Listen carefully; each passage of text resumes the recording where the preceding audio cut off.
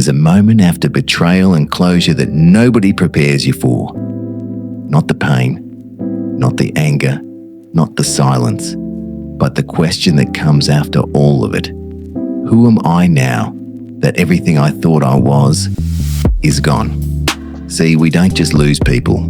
We lose identities, we lose routines, we lose versions of ourselves that were built around relationships, validation, or comfort. And the hardest part of rebuilding isn't starting again. It's facing the reality that the old version of you is not coming back.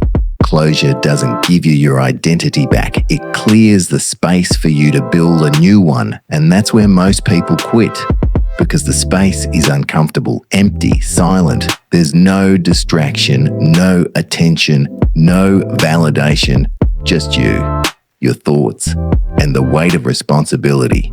That's the real test. When the noise is gone, when nobody is clapping, when nobody sees the work, when God feels quiet, that's where identity is formed. Not in comfort, not in chaos, but in the rebuilding. You learn who you are when you're stripped of who you were. And if you let that process break you, you'll run back to old habits, toxic people, and familiar pain, just to feel like someone again. But if you face it, if you sit in it, if you let God reshape you instead of running from the silence, you'll discover something most men never do. You are not defined by who left. You are not defined by what broke. You are not defined by your past identity. You are defined by the choices you make when everything is gone.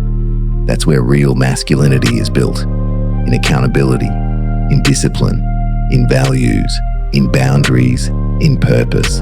And that's the part nobody glamorizes.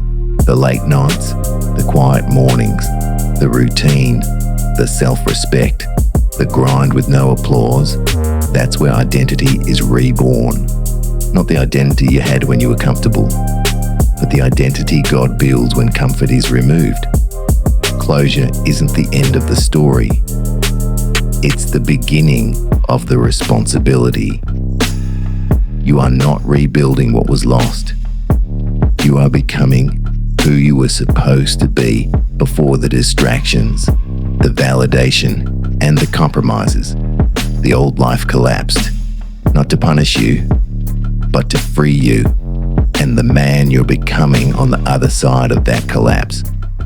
That's a man who's not controlled by attention, approval, or fear. That's a man who stands on conviction, on standards, on faith, on God. Because identity built on God and discipline doesn't need validation, doesn't need closure, doesn't need permission. It just needs courage. And that's the real work. Not rebuilding your past, but building the man who can walk into the future without needing the crowd or the person who broke you to tell you who you are. Let God define that. Let discipline shape that. Let solitude refine that. The past is closed. You are not. You are being rebuilt.